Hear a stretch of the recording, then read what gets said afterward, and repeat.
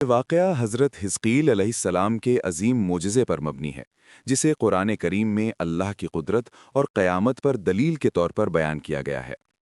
حضرت حزقیل اور ہزاروں کو زندگی کا معجزہ۔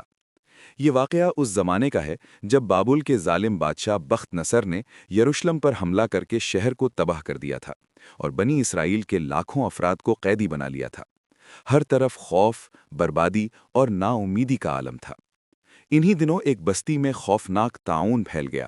لوگ اللہ پر بھروسہ کرنے اور اس کے حکم پر صبر کرنے کے بجائے جان بچانے کے لیے بستی چھوڑ کر بھاگ نکلے۔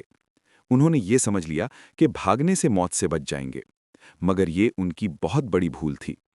اللہ تعالیٰ نے ان کی نافرمانی اور کمزور ایمان کی سزا کے طور پر ایک ہی لمحے میں سب کو موت دے دی۔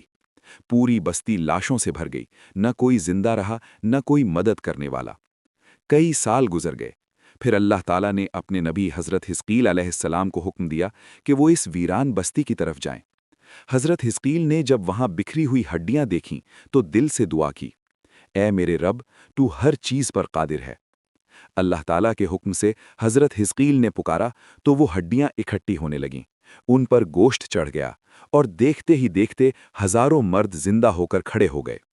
یہ ایک ایسا عظیم معجزہ تھا جس نے سب کو ہلا کر رکھ دیا۔